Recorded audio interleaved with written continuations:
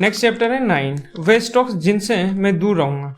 अध्याय 8 में Peter lynch ने हमें बताया था कि परफेक्ट स्टॉक कैसा दिखता है। अब अध्याय 9 में वे उल्टा दृष्टिकोण अपनाते हैं, यानी किन स्टॉक से बचना चाहिए।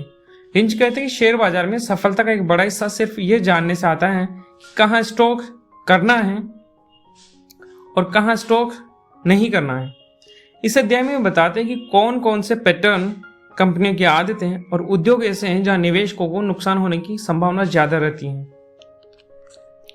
लोकप्रिय और फैशनेबल कंपनियां। लिंच कहते हैं कि जिन कंपनियों का बहुत ज्यादा प्रचार प्रसार हो रहा है और जो हर जगह हेडलाइन बन रही हैं, उनसे सावधान रहना चाहिए। ये कंपनियां अक्सर ओवर वैल्यूड होती हैं। निवेशक भीड़ के चक्कर में बिना सोचे समझे इनमें पैसा लगाते हैं, पर जब हाइप खत्म होता है तो इनके दाम धड़ाम से गिर जाते हैं। सीख, जितना ज्यादा कोई कंपनी मीडिया में हॉट है, उतना ही उससे दूरी बनाना बेहतर है। जटिल और समझ में न आने वाले बिजनेस। लिंच कहते हैं अगर आप खुद समझ नहीं पा रहे हैं कि कंपनी पैसा कैसे कमाती हैं, तो उसमें निवेश मत करो। कई हाई टेक या बायोटेक कंपनियां आकर्षक लगती हैं। वे बड़े बड़े दावे करती हैं कि उनका प्रोडक्ट दुनिया बदल देगा, लेकिन अगर आपको नहीं पता कि उनका बिजनेस असल में काम कैसे करता है, तो ये खतरे की घंटी है। ज्यादा कर्ज वाली कंपनियां, जिन कंपनियों पर भारी कर्ज होता है, उनसे दूर रहना चाहिए। अगर मंदी आ गई तो ऐसी कंपनियां डूब सकती हैं। कर्ज प्लस कमजोर बिजनेस इज इक्वल टू खतरा है। विविधता का ढोंग, diversification for the sake of it. कुछ कंपनियां अपनी असली ताकत छोड़कर हर उद्योग में घुसने लगती हैं। अगर कोई कंपनी कार बनाती है और अचानक होटल बिजनेस में उतरती है, तो ये डाइवर्सिफिकेशन का ढोंग है। इसका मतलब है कि कंपनी का प्रबंधन ध्यान खो चुका है। ऐसी कंपनियां लंबे समय तक टिकती नहीं हैं। टर्न अराउंड, कंपनियां जिनमें असली सुधार की संभावना नहीं है। कभी कभी निवेशक सोचते हैं कि कोई डूबी हुई कंपनी फिर से उठ खड़ी होगी, लेकिन असलियत यह है कि बहुत सी कंपनियां कभी टर्न अराउंड नहीं कर पाती। उनकी समस्या इतनी गहरी होती है कि सुधार असंभव हो जाता है। हर गिरती कंपनी फिनिक्स बनकर राख से नहीं उठती। ग्लैमर उद्योग, हॉट इंडस्ट्रीज, जब कोई नया उद्योग बहुत लोकप्रिय हो जाता है तो निवेशक उसमें अंधाधुंध दौड़ते हैं। उदाहरण, कंप्यूटर बूम 1970 से 80 का दशक, बायोटेक बूम, इंटरनेट बूम 1990 का दशक। इन बूम्स में दर्जनों कंपनियां आती हैं, लेकिन केवल एक दो ही बचती हैं, बाकी सब खत्म हो जाती हैं। इसलिए ग्लैमर इंडस्ट्री से बचना ही बेहतर है। कंपनियां जिनका स्टोरी तो बड़ी लेकिन हकीकत कमजोर है। लिंच कहते हैं कि कुछ कंपनियां बहुत शानदार कहानी सुनाती हैं, हम अगली क्रांति लाने वाले हैं, हमारी टेक्नोलॉजी दुनिया बदल देगी, लेकिन उनकी बैलेंस शीट और मुनाफा कुछ और ही बताते हैं। स्टोरी पर मत जाओ, लेकिन हकीकत पर ध्यान दो, नंबर्स पर। एवरीबडी ओन करता है वाली कंपनियां। लिंच कहते हैं कि जिन कंपनियों के शेयर हर निवेशक और हर फंड के पास पहले से ही हैं, वे आगे ज्यादा ग्रोथ नहीं दे सकती, क्योंकि उनकी डिमांड पहले ही पूरी हो चुकी है। जब सब खरीद चुके हैं तो अब और ऊपर कौन धकेलेगा। कंपनियां जिनकी ग्रोथ की सीमा आ चुकी है। कुछ कंपनियां बहुत बड़ी हो जाती हैं और उनके पास आगे बढ़ने की जगह नहीं रहती। जैसे अगर एक फास्ट फूड कंपनी हर शहर में पहुंच चुकी है तो वह अब 10 गुना नहीं बढ़ सकती। ऐसे स्टॉक्स स्थिर रहते हैं, लेकिन 10 बैगर नहीं बन सकते। निवेशक के लिए सबक क्या है? ग्लैमर इंडस्ट्री और फैशनेबल स्टॉक से बचो। जटिल बिजनेस मत चुनो जिसे आप खुद नहीं समझते। कर्जदार कंपनियों से दूरी रखो। हर टर्न अराउंड असली टर्न अराउंड नहीं होता है। कहानी से ज्यादा नंबरों पर भरोसा करो। भीड़ के पीछे मत भागो। बहुत बड़ी और ओवर ओन्ड कंपनियां जब अब 10 बैगर नहीं बनेगी। नेक्स्ट चैप्टर है 10, अर्निंग्स अर्निंग्स अर्निंग्स, कमाई कमाई और सिर्फ कमाई। इस अध्याय में पीटर लिंच बहुत साफ शब्दों में कहते हैं किसी भी कंपनी की असली ताकत उसकी अर्निंग्स यानी कमाई में होती है। कंपनी की कहानी अच्छी हो सकती है, कंपनी का नाम आकर्षक हो सकता है, उसका उद्योग ग्लैमरस हो सकता है, लेकिन अंत में सब कुछ इस पर टिकता है, क्या कंपनी पैसा कमा रही है और उसकी कमाई बढ़ रही है। अर्निंग्स क्यों जरूरी है? लिंच कहते हैं कि शेयर की कीमत आखिरकार कंपनी की कमाई को ही दर्शाती है। अगर कंपनी लगातार ज्यादा कमाती है, शेयर प्राइस ऊपर जाएगा। अगर कंपनी की कमाई घट रही है तो शेयर प्राइस भी गिरेगा। यानी शेयर बाजार में शोर चाहे कितना भी हो, लंबे समय में केवल कमाई ही स्टॉक की दिशा तय करती है। अर्निंग्स ग्रोथ, कमाई की वृद्धि। सिर्फ कमाई होना ही काफी नहीं है, सबसे महत्वपूर्ण है अर्निंग्स ग्रोथ, यानी कमाई कितनी तेजी से बढ़ रही है। यदि कोई कंपनी हर साल 20% की दर से कमाई बढ़ा रही है तो संभावना है कि उसका स्टॉक भी इसी अनुपात में बढ़ेगा। लंबे समय में शेयर प्राइस और अर्निंग्स ग्रोथ लगभग साथ साथ चलते हैं। फॉर एग्जाम्पल, अगर किसी कंपनी की कमाई 10 साल तक हर साल दोगुनी होती रहे तो उसका शेयर भी कई गुना बढ़ जाएगा। यही असली 10 बेग। अर्निंग्स और पीई रेशो। लिंच यहाँ PE ratio, price to earnings ratio की अहमियत बताते हैं। PE ratio is equal to share की कीमत डिवाइडेड बाय प्रति शेयर कमाई। ये बताता है कि किसी कंपनी का शेयर उसकी कमाई के मुकाबले महंगा है या सस्ता। मान लो कोई कंपनी है एबीसी लिमिटेड और उसके शेयर का दाम है 200 रुपये और प्रति शेयर की कमाई है 10 रुपये, तो इसका पीई रेशो होगा 200/10 इज इक्वल टू 20 रुपये। इसका मतलब है कि निवेशक 1 रुपये की कमाई पाने के लिए 20 रुपये देने को तैयार है। या ये कह सकते हैं कि कंपनी का शेयर उसकी कमाई से 20 गुना पर ट्रेड हो रहा है। अगर पीई रेशो ज़्यादा है तो शेयर भी उतना ही महंगा है, पीई रेशो कम है तो शेयर भी सस्ता है। इसका उपयोग कैसे करते हैं? यदि किसी कंपनी का पीई रेशो बहुत ज़्यादा, जैसे 50 या 80 है, तो इसका मतलब है कि लोग उस कंपनी की भविष्य की ग्रोथ को लेकर बहुत उम्मीद रख रहे हैं या फिर शेयर महंगा हो चुका है।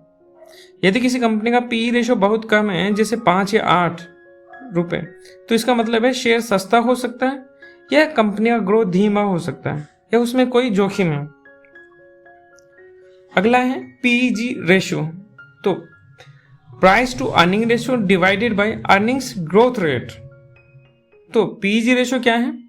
ये बताता है कि किसी कंपनी की ग्रोथ के हिसाब से उसका शेयर महंगा है या सस्ता। यदि पीईजी रेशो 1 के बराबर है तो शेयर फेयर वैल्यू पर है। यदि पीईजी रेशो 1 से कम है तो शेयर सस्ता है, अंडर वैल्यूड है। और यदि पीईजी रेशो 1 से अधिक है तो शेयर महंगा है, ओवर वैल्यूड है। इसलिए परफेक्ट स्टॉक वही है जिसकी कमाई तेजी से बढ़ रही हो और जिसकी कीमत अभी भी वाजिब हो। अर्निंग्स रिपोर्ट, कमाई की रिपोर्ट से लिंच कहते हैं कि हर निवेशक को कंपनियों की क्वार्टरली अर्निंग्स रिपोर्ट, त्रैमासिक रिपोर्ट पढ़नी चाहिए। इनसे पता चलता है कि कंपनी की कमाई बढ़ रही है या घट रही है, बिक्री में क्या हो रहा है, प्रॉफिट मार्जिन क्या है। यदि कंपनी लगातार कई तिमाहियों तक मजबूत कमाई दिखाती है तो ये अच्छे स्टॉक का संकेत है। कहानी बनाम नंबर। लिंच कहते हैं कि बहुत से निवेशक कंपनी की कहानी में फंस जाते हैं। ये कंपनी नई टेक्नोलॉजी ला रही है, ये कंपनी फैशन में है, लेकिन अगर कोई कमाई नहीं है तो ये सब बेकार है। कहानी दिलचस्प हो सकती है लेकिन नंबर झूठ नहीं बोलते। अर्निंग्स का भविष्य। लिंच ये भी कहते हैं कि निवेशक को सिर्फ पिछली कमाई नहीं देखनी चाहिए बल्कि सोचना चाहिए कि भविष्य में अर्निंग्स बढ़ने की संभावना कितनी है। क्या कंपनी के पास नया प्रोडक्ट है? क्या नए बाजार में विस्तार कर रही है? क्या उद्योग बढ़ रहा है? क्या प्रबंधन मजबूत है? अगर हाँ तो आने वाले वर्षों में अर्निंग्स बढ़ेगी और शेयर प्राइस भी ऊपर जाएगा। अर्निंग्स और बाजार की अस्थिरता। लिंच बताते हैं कि शॉर्ट टर्म में मार्केट भावनाओं से चलता है। कभी लोग ज्यादा उत्साहित होकर शेयर ऊपर ले जाते हैं, कभी डर कर नीचे ले जाते हैं, लेकिन लंबी अवधि में अर्निंग्स ही असली दिशा तय करती है। खराब अर्निंग्स का संकेत। कभी कभी कंपनी का स्टॉक ऊपर जाता है लेकिन अर्निंग्स कमजोर होती है, ये खतरनाक स्थिति है। लिंच कहते हैं ऐसी कंपनियां टिकती नहीं है, स्टॉक अंततः कमाई के हिसाब से नीचे आ जाएगा। निवेशक के लिए सबक है, हमेशा कंपनी की अर्निंग्स पर ध्यान दो, सिर्फ कहानी पर भरोसा मत करो। अर्निंग्स ग्रोथ ही असली 10 बैगर बनाती हैं। पीई रेशो और पीईजी रेशो का उपयोग करके शेयर का मूल्यांकन करो। क्वार्टरली अर्निंग्स रिपोर्ट पढ़ना सीखो। अगर अर्निंग्स नहीं बढ़ रही तो स्टॉक से दूरी रखो। नेक्स्ट चैप्टर है 11, द 2-मिनट ड्रिल, 2 मिनट का अभ्यास। इस अध्याय में पीटर लिंच बताते हैं कि हर निवेशक को अपनी रिसर्च को बहुत सरल और स्पष्ट रूप से में प्रस्तुत करना आना चाहिए। वे कहते हैं कि यदि आप किसी स्टॉक में निवेश करना चाहते हैं तो आपको 2 मिनट में समझा पाना आना चाहिए कि यह कंपनी क्या करती है और उसमें निवेश क्यों करना चाहिए। इस प्रक्रिया को वे 2 मिनट ड्रिल कहते हैं। 2 मिनट ड्रिल का असली मतलब है 2 मिनट। अगर आपको आपसे कोई अचानक पूछ ले कि आपने ये स्टॉक क्यों खरीदा, तो आप 2 मिनट में से भी कम समय में इसका सरल और स्पष्ट जवाब दे सके। इसमें 3 बातें साफ होनी चाहिए। कंपनी क्या करती है, बिजनेस, ये कैसे पैसा कमाती है, अर्निंग मॉडल, और आपको क्यों लगता है कि ये आगे बढ़ेगी, ग्रोथ स्टोरी। अगर आप ये सब 2 मिनट में नहीं बता सकते तो शायद आप कंपनी को ठीक से नहीं समझते। क्यों जरूरी है 2 मिनट ड्रिल? कई निवेशक स्टॉक्स खरीद तो लेते हैं लेकिन उन्हें खुद नहीं पता होता कि खरीदा क्यों है। जब मार्केट गिरता है तो वे घबरा कर बेच देते हैं क्योंकि उनके पास तर्क नहीं होता है। अगर आपके पास 2 मिनट की ठोस वजह है तो आप आत्मविश्वास से टिके रह सकते हैं।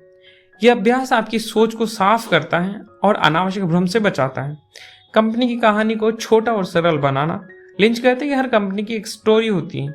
ये कहानी जटिल भी हो सकती है लेकिन निवेशक के लिए इसे सरल भाषा में 2 मिनट की पिच में बदलना जरूरी है।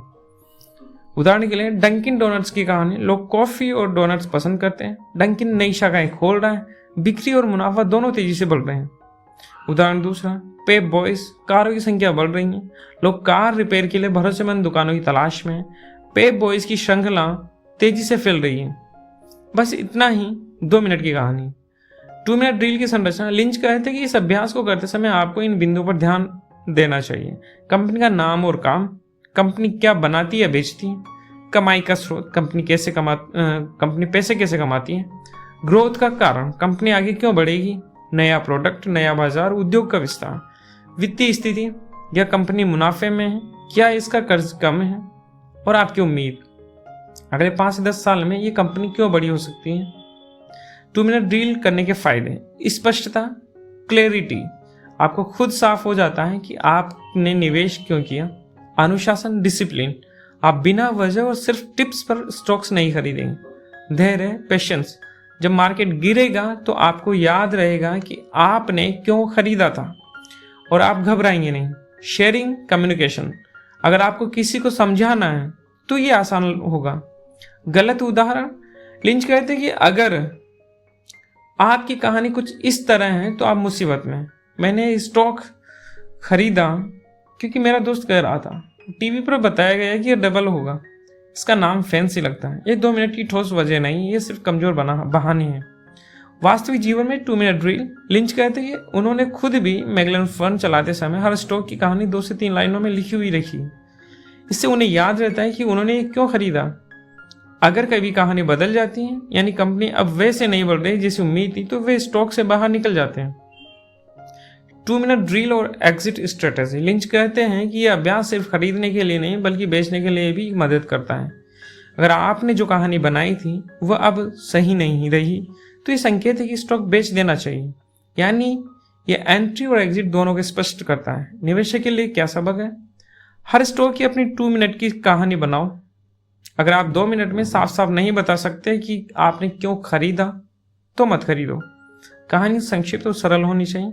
सिर्फ भावनाओं या भीड़ पर मत चलो। 2 मिनट ड्रिल आपके धैर्य और अनुशासन को मजबूत करता है। नेक्स्ट चैप्टर है 12, गेटिंग द फैक्ट्स, सच्चाई और तथ्य जुटाना। अध्याय 11 2 मिनट ड्रिल में पीटर लिंच हमें ये सिखाया है कि किसी भी कंपनी की 2 मिनट की कहानी तैयार रखनी चाहिए, लेकिन इस कहानी को सिर्फ अनुभव या अंदाजे पर नहीं बनाना चाहिए। इसके लिए जरूरी है कि आप कंपनी के असली तथ्य इकट्ठा करें। यही इस अध्याय का मुख्य बिंदु है। निवेश की दुनिया में सबसे बड़ा हथियार सही जानकारी है। क्यों जरूरी है तथ्य जुटाना? लिंच कहते हैं कि शेयर बाजार में बहुत सी बातें अफवाहें और टिप्स पर घूमती रहती है। कोई कहेगा ये स्टॉक जल्दी डबल होगा, कोई कहेगा ये कंपनी बाजार पर छा जाएगी, लेकिन इन बातों का कोई भरोसा नहीं। निवेशक को खुद तथ्य इकट्ठा करके अपनी राय बनानी चाहिए। जानकारी के स्रोत, सोर्स ऑफ फैक्ट्स। लिंच बताते हैं कि कंपनी के बारे में जानकारी कई जगह से मिल सकती है। वार्षिक रिपोर्ट, एनुअल रिपोर्ट, हर कंपनी साल में एक बार एनुअल रिपोर्ट जारी करती है। इसमें बैलेंस शीट, आय, इनकम स्टेटमेंट और नकदी प्रवाह, कैश फ्लो स्टेटमेंट होता है। ये जानकारी सार्वजनिक होती है और हर निवेशक को इसे पढ़ना चाहिए। तिमाही रिपोर्ट, क्वार्टरली रिपोर्ट, हर 3 महीने में कंपनी अपनी कमाई की रिपोर्ट देती है। इससे पता चलता है कि कंपनी की सही दिशा में जा रही है या नहीं। कंपनी का प्रोडक्ट और सर्विस जो भी कंपनी बेच रही है, आप खुद जाकर देख सकते हैं क्या प्रोडक्ट अच्छा है, ग्राहक संतुष्ट हैं या नहीं। प्रबंधन से बातचीत। लिंच बताते कि उन्होंने कई बार कंपनी के अधिकारियों से सीधे बात की, इससे उन्हें कंपनी की योजना और भविष्य का अंदाजा मिला। रोजमर्रा का अनुभव। दुकानों में भीड़ है या नहीं, ग्राहक बार बार लौट कर आ रहे हैं या नहीं, कौन से तथ्य सबसे जरूरी है। लिंच कहते हैं कि निवेशक को कई चीजों पर ध्यान देना चाहिए। बिक्री, सेल्स, क्या कंपनी की बिक्री लगातार बढ़ रही है। मुनाफा, अर्निंग्स, क्या कंपनी मुनाफा कमा रही है और वह कितना तेज बढ़ रहा है। कर्ज, डेट, कंपनी पर बहुत ज्यादा कर्ज तो नहीं है। नकदी प्रवाह, कैश फ्लो, कंपनी के पास असली कैश आ रहा है या सिर्फ कागजी मुनाफा है। स्टॉक की वैल्यूएशन, शेयर की कीमत उसके मुनाफे और ग्रोथ के हिसाब से उचित है या नहीं। अफवाह और तथ्य में फर्क। लिंच बार बार चेतावनी देते हैं कि हॉट टिप्स और अफवाहों पर भरोसा मत करो। फॉर एग्जाम्पल, ये टेक कंपनी 5 साल में माइक्रोसॉफ्ट को हरा देगी, ये कंपनी जल्दी ही पूरे देश पर छा जाएगी। लेकिन जब आप उसके असली नंबर देखते हैं तो आप पाते हैं कि उसकी कमाई घट रही है, कर्ज बहुत ज़्यादा है, बिजनेस मॉडल कमज़ोर है, यानी कहानी बड़ी है लेकिन तथ्य कमज़ोर है। फैक्ट गैदरिंग की कला। लिंच कहते हैं कि तथ्य जुटाना मुश्किल नहीं है, आप एनुअल रिपोर्ट पढ़ सकते हैं, अखबार और बिजनेस मैगजीन से जानकारी मिल सकती है, कंपनी की दुकान या प्रोडक्ट खुद देख सकते हैं, इंटरनेट और सरकारी रिपोर्ट से डेटा मिल सकता है। अगर आप घर या कार खरीदने से पहले रिसर्च करते हैं तो स्टॉक खरीदने से पहले क्यों नहीं। क्या क्या गलतियां हो सकती हैं। सिर्फ दूसरों पर भरोसा करना। लोग ब्रोकर या टीवी पर आई सलाह पर भरोसा कर लेते हैं लेकिन असली तथ्य खुद नहीं जुटाते। आधा ज्ञान लेकर निवेश करना। सिर्फ बिक्री देखकर खरीद लेना लेकिन मुनाफा और कर्ज नहीं देखना। भीड़ का अनुसरण करना। सब लोग खरीद रहे हैं तो मैं भी खरीद लूं। तथ्य प्लस 2 मिनट ड्रिल। अध्याय 11 और 12 मिलकर निवेश का मूल फॉर्मूला देते हैं। पहले तथ्य जुटाओ, एनुअल रिपोर्ट, अर्निंग्स, कर्ज आदि, फिर उनसे 2 मिनट ड्रिल तैयार करो। अगर आप 2 मिनट में तथ्यात्मक और आधार पर कहानी बता सकते हैं तो ये सही निवेश हो सकता है। पीटर लिंच का उदाहरण। लिंच बताते हैं कि उन्होंने कई बार छोटी कंपनियों में निवेश किया। पहले उन्हें संकेत रोजमर्रा के जीवन से मिला, जिससे दुकानों में भीड़। फिर उन्होंने कंपनी के तथ्य, सेल्स, अर्निंग्स, डेट देखे। जब तथ्य मजबूत निकले तभी उन्होंने निवेश किया। यही तरीका उन्हें बार बार टेनबेगर खोजने में मदद करता है। निवेशक के लिए सबक। अफवाह या टिप्स पर भरोसा मत करो, हमेशा कंपनी के असली तथ्य खुद जांचो।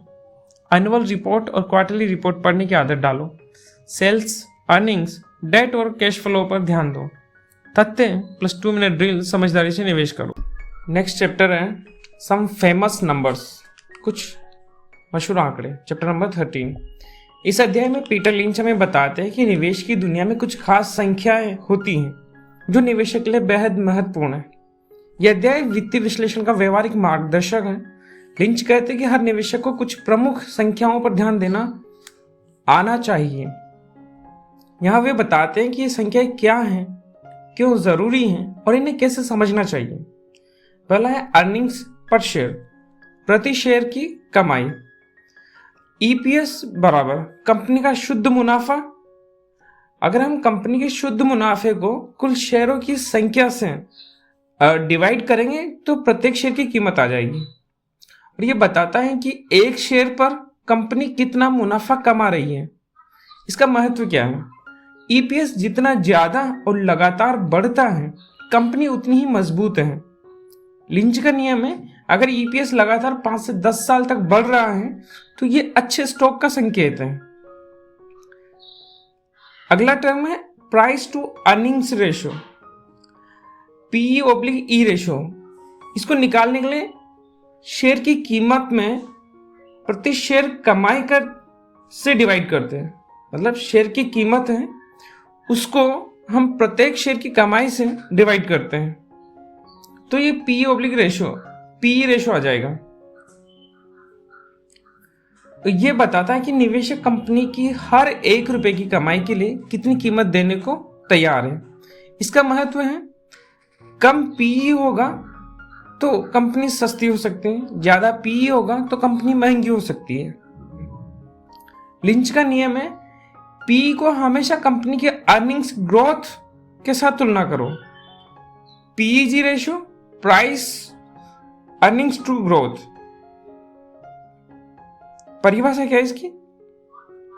PEG is equal to P ratio में अर्निंग्स ग्रोथ से डिवाइड करेंगे, पी रेशो को अर्निंग्स ग्रोथ से डिवाइड करेंगे। ये बताएगा कि स्टॉक की कीमत उसकी कमाई की वृद्धि दर के हिसाब से उचित है या नहीं। यहां पर लिंच कुछ फॉर्मूला देते हैं। अगर पीजी रेशो 1 के बराबर है तो शेयर की वैल्यू फेयर है। अगर पीजी की जो वैल्यू है वो 1 से कम है तो स्टॉक सस्ता है। अगर पीजी 2 से अधिक है तो स्टॉक महंगा है। अगला टर्म है डेट या कर्ज। लिंच कहते हैं कि कर्ज निवेशक के लिए सबसे बड़ा खतरा है। कम कर्ज कंपनी सुरक्षित है, ज्यादा कर्ज मंदी आने पर कंपनी डूब सकती है। निवेशक को कंपनी का डेट टू इक्विटी रेशो जरूर देखना चाहिए, मतलब उसकी पूंजी के अनुपात में उसका कर्ज कितना है। अगर ये रेशो 0.5 से कम है तो ये अच्छा है। अगर ये 1 से अधिक है ये रेशो तो डेंजरस है कंपनी के लिए। बुक वैल्यू कंपनी की कुल संपत्ति माइनस कर्ज, मतलब कर्ज को हटाने के बाद कंपनी की कुल संपत्ति कितनी बचती वो बुक वैल्यू है। और ये दर्शाता है कि कंपनी की असली नेटवर्थ कितनी है। इसका इंपॉर्टेंस क्या है? अगर शेयर की कीमत बुक वैल्यू से काफी कम है तो ये सस्ता हो सकता है। नेक्स्ट टर्म है लाभांश, डिविडेंड। कंपनी का वह हिस्सा जो मुनाफे से शेयरधारकों को दिया जाता है। लिंच का दृष्टिकोण है कुछ कंपनियां ग्रोथ पर ध्यान देती हैं और डिविडेंड कम देती हैं। कुछ स्थिर कंपनियां अच्छा डिविडेंड देती हैं। लिंच कहते हैं कि डिविडेंड अकेले कोई गारंटी नहीं है, असली ताकत अर्निंग्स ग्रोथ में है। नेक्स्ट टर्म है कैश फ्लो, नकदी प्रवाह। कंपनी के पास वास्तविक नकदी का आना जाना। कैश फ्लो कई बार अर्निंग से भी ज्यादा महत्वपूर्ण होता है, क्योंकि कंपनी कागज पर मुनाफा दिखा सकती है, लेकिन अगर उसके पास नकदी नहीं है तो वह टिकेगी कैसे। Sales growth. लिंच कहते हैं कि अर्निंग्स तभी टिकाऊ होती हैं जब सेल्स भी बढ़ रही हो। अगर सेल्स घट रही है तो अर्निंग्स टिकाऊ नहीं है, इसलिए sales growth plus earnings growth का कॉम्बिनेशन जरूर देखें। इन्वेंट्री, भंडार। अगर किसी कंपनी का इन्वेंट्री, स्टॉक में पड़ा सामान बहुत ज्यादा बढ़ रहा है तो यह खतरे का संकेत है। इसका मतलब हो सकता है कि उत्पाद बिक नहीं रहे हैं। निवेशक को देखना चाहिए कि इन्वेंट्री सेल्स के अनुपात में बढ़ रही है या नहीं। इनसाइडर ओनरशिप, अंदरूनी हिस्सेदारी। अगर कंपनी के मालिक या मैनेजमेंट खुद बड़ी हिस्सेदारी रखते हैं तो यह अच्छा संकेत है। इसका मतलब है कि वे भी कंपनी की सफलता से जुड़े हैं। इंस्टीट्यूशंस की भागीदारी। लिंच कहते हैं कि अगर कंपनी में पहले से ही बहुत सारे बड़े संस्थागत निवेशक, म्यूचुअल फंड्स, बैंक्स निवेश कर चुके हैं तो शायद आगे ज्यादा गुंजाइश नहीं बची। छोटे और अनदेखे स्टॉक्स में अक्सर ज्यादा मौके होते हैं। नंबर्स डोंट लाई, संख्याएं झूठ नहीं बोलती। लिंच बार बार ये रिपीट करते हैं कि कहानी चाहे कितनी भी बड़ी हो, लेकिन संख्याएं हमेशा असली सच्चाई बताती हैं। कोई कंपनी दुनिया बदलने का दावा करे, पर अगर उसकी सेल्स और अर्निंग्स नहीं बढ़ रही हैं तो सब बेकार है। वहीं साधारण नाम वाली कंपनी अगर उसकी अर्निंग्स लगातार बढ़ रही हैं तो वह असली टेन बैगर बन सकती है। तो इस चैप्टर से इन्वेस्टर के लिए क्या टेक अवे है? हमेशा ईपीएस और अर्निंग्स ग्रोथ पर ध्यान दो। पीई रेशो और पीईजी रेशो से वैल्यूएशन जांचो, चेक करो उसे। डेट टू इक्विटी रेशो देखो, ज्यादा कर्ज से बचो। सेल्स और कैश फ्लो दोनों मजबूत होने चाहिए। इन्वेंट्री और मैनेजमेंट की हिस्सेदारी, इनसाइडर ओनरशिप पर नजर रखो। संस्थागत निवेशक पहले से ज्यादा हो तो स्टॉक महंगा हो सकता है। संख्याओं पर भरोसा करो, अफवाहों पर नहीं। इसका अगला चैप्टर है रीचेकिंग द स्टोरी। कहानी को फिर से एक बार चेक करो। चैप्टर 13 सम फेमस नंबर में हमने देखा कि निवेशक की कंपनी की कमाई, उसकी बिक्री, कर्ज और अन्य संख्याओं पर नजर रखनी चाहिए। लेकिन पीटर लिंच कहते हैं कि सिर्फ एक बार जांचने से काम पूरा नहीं होता। असली निवेशक वह है जो कंपनी की कहानी को बार बार रीचेक करता रहे। इस चैप्टर में बता दें कि क्यों कंपनी की स्थिति समय के साथ बदल सकती है, किन संकेतों को बार बार चेक करना जरूरी है और कैसे निवेशक सही समय पर फैसला कर सकता है कि इसमें टिके रहना है या इसे एग्जिट करना है। देखो क्यों जरूरी है रीचेकिंग। लिंच कहते हैं कि कंपनी की कहानी स्थायी नहीं होती। आज कंपनी मजबूत हो सकती है लेकिन कल हालात बदल सकते हैं और इसके डिफरेंट रीजंस हो सकते हैं। नया प्रतिस्पर्धी आ जाए, कंपनी का मैनेजमेंट में बदलाव हो, नए कर्ज का बोझ हो, इंडस्ट्री में गिरावट हो या फिर कानून या नीतियों में बदलाव। इसलिए निवेशक को समय समय पर कहानी को अपडेट करना चाहिए। 2 मिनट ड्रिल को रिफ्रेश करना। अध्याय 11 में हमने 2 मिनट ड्रिल पढ़ा था, यानी 2 मिनट की कंपनी की कहानी। लिंच कहते हैं जब भी आप कंपनी के बारे में नई जानकारी पाते हैं तो अपनी 2 मिनट की कहानी को फिर से लिखो। फॉर एग्जाम्पल, पहले कहानी थी कंपनी हर साल 20% बढ़ रही है। नई जानकारी, कंपनी ने कर्ज बढ़ा लिया है और ग्रोथ 10% रह गई है। अब कहानी बदल गई, यानी स्टॉक पर आपका नजरिया भी बदलना चाहिए। कौन सी बातें बार बार जांचनी होगी। लिंच बताते हैं कि कुछ संकेत हमेशा चेक करने चाहिए। अर्निंग्स, क्या कंपनी की कमाई अभी भी बढ़ रही है या पिछले कुछ क्वार्टर से गिर रही है। सेल्स, बिक्री, क्या बिक्री का ट्रेंड ऊपर जा रहा है। अगर बिक्री घट रही है तो अर्निंग्स टिकाऊ नहीं होगी। कर्ज, क्या कंपनी ने नया कर्ज लिया है, डेट टू इक्विटी रेशो खराब तो नहीं हो रहा है। मैनेजमेंट, क्या कंपनी का नेतृत्व बदल रहा है, कि नया मैनेजमेंट अच्छा है या कमजोर है। और कंपटीशन, क्या नया प्रतिद्वंदी आ गया है जो कंपनी का मार्केट शेयर छीन रहा है। एक्सपेंशन प्लान्स, विस्तार की योजनाएं, क्या कंपनी अभी भी नए बाजारों में जा रही है या विस्तार रुक गया है।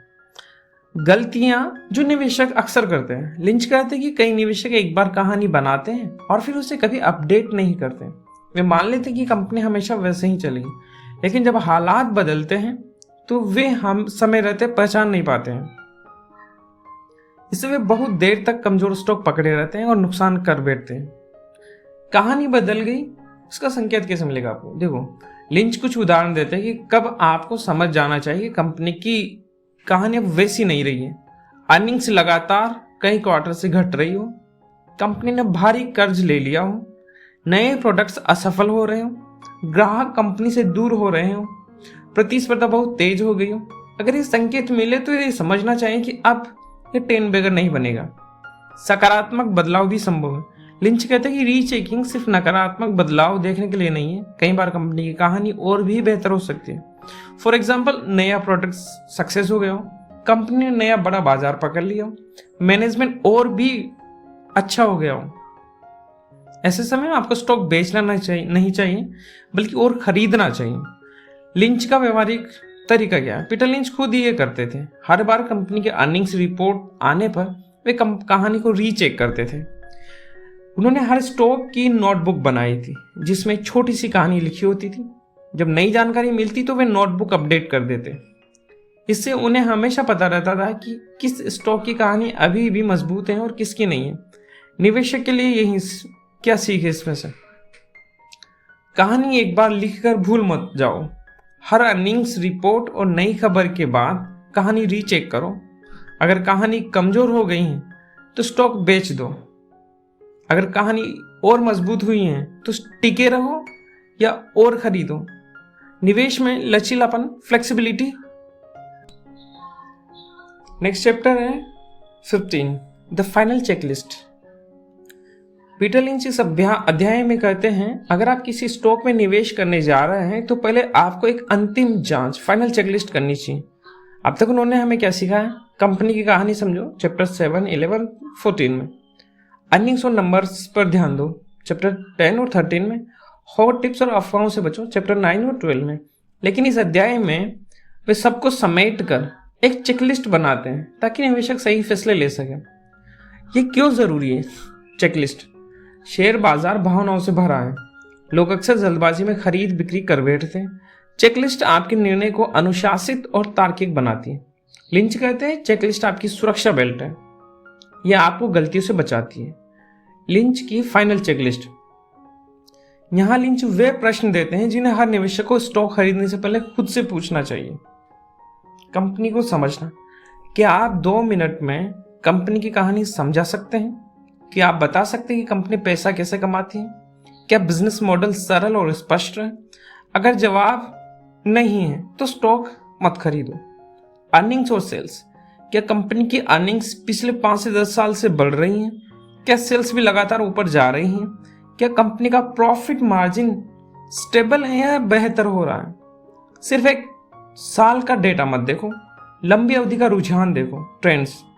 बैलेंस शीट और डेट, कर्ज, कंपनी पर कितना कर्ज है? डेट टू इक्विटी रेशियो सुरक्षित स्तर पर है या बहुत ज्यादा है? क्या कंपनी के पास नकदी कैश फ्लो इनफ है? कम कर्ज बराबर ज्यादा सुरक्षित कंपनी। वैल्यूएशन मूल्यांकन, पीई रेशियो क्या है? पीईजी रेशियो क्या बताता है? क्या स्टॉक ओवर वैल्यूड तो नहीं है? सिर्फ अच्छी कंपनी ही काफी नहीं, कीमत भी उचित होनी चाहिए। ग्रोथ पोटेंशियल क्या है?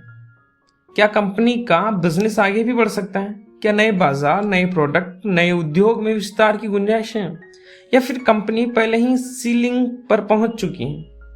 मैनेजमेंट, क्या कंपनी का मैनेजमेंट ईमानदार और सक्षम है? क्या वे खुद कंपनी के शेयर रखते हैं? इनसाइडर ओनरशिप, क्या वे अनावश्यक डाइवर्सिफिकेशन नहीं कर रहे हैं? कंपटीशन, क्या कंपनी के पास प्रतिस्पर्धा से निपटने की क्षमता है? क्या उसका कोई यूनिक एडवांटेज जैसे ब्रांड, टेक्नोलॉजी, लोकेशन है? कहानी का रीचेक, क्या आपने हाल ही में कंपनी की कहानी अपडेट की है? क्या अर्निंग्स और ग्रोथ अब भी आपकी उम्मीदों से मेल खाते हैं? अगर नहीं तो क्यों टिके हुए हैं? चेकलिस्ट का फायदा क्या है? लिंच कहते हैं कि चेकलिस्ट निवेशक को भावनाओं पर कंट्रोल देती है, भीड़ का पीछा करने से रोकती है, गलतियों से बचाती है और सबसे अहम, ये निवेशक को कॉन्फिडेंस देती है कि उसने रिसर्च करके निर्णय लिया है। कुछ चेतावनियां, हर चेकलिस्ट पर एस जरूरी नहीं, कभी कभी कुछ बिंदुओं पर कमजोरी हो सकती है, लेकिन अगर ज्यादातर बिंदुओं पर कंपनी पास है तो ये अच्छा संकेत है। चेकलिस्ट एक बार की चीज नहीं है। जैसे डॉक्टर हर बार मरीज की जांच करता है, वैसे ही निवेशक को हर तिमाही या साल में चेकलिस्ट दोहरानी चाहिए। लिंच के अनुभव से उदाहरण, लिंच ने मैगलन फंड में जब भी नए स्टॉक चुने, उन्होंने ये चेकलिस्ट अपनाई।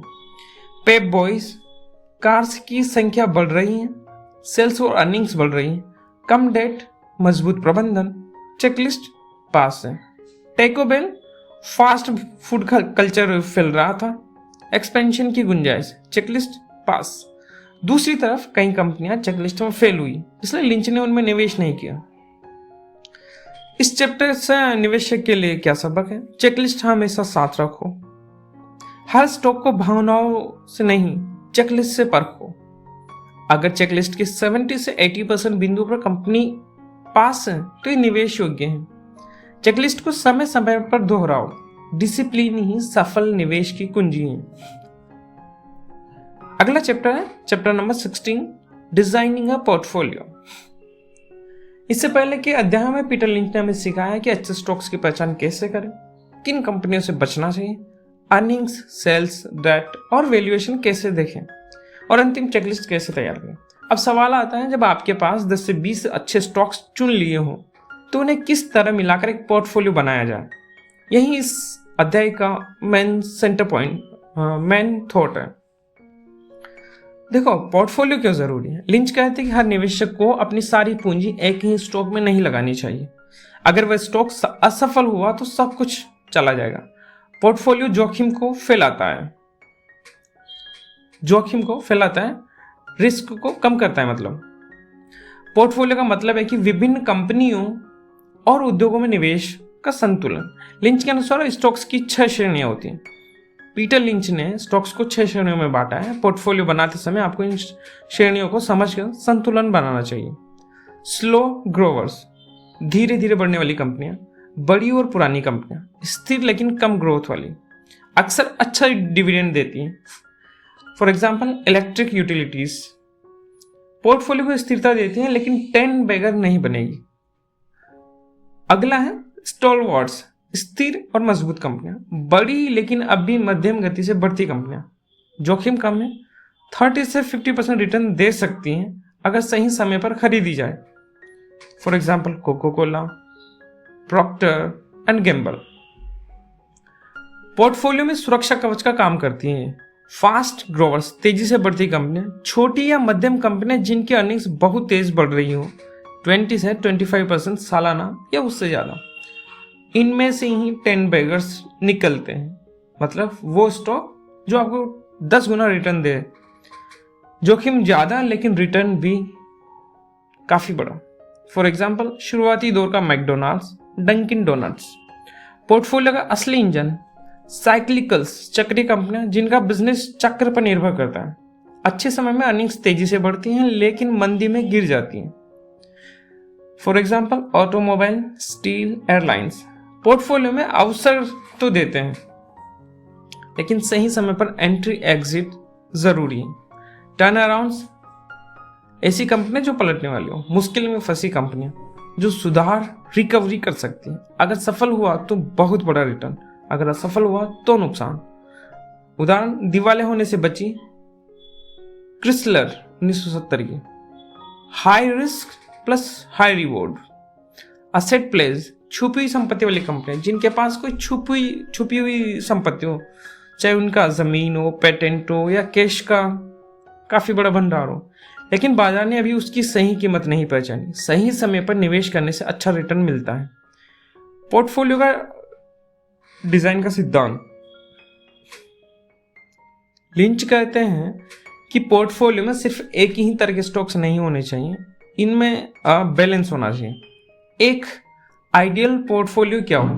कुछ स्टॉलवर्ड्स सुरक्षा के लिए, कुछ फास्ट ग्रोवर्स बड़े रिटर्न के लिए, थोड़ी टर्न अराउंड्स और असेट प्लेस अवसर के लिए, और कम मात्रा में साइक्लिकल्स सही समय पर लाभ के लिए।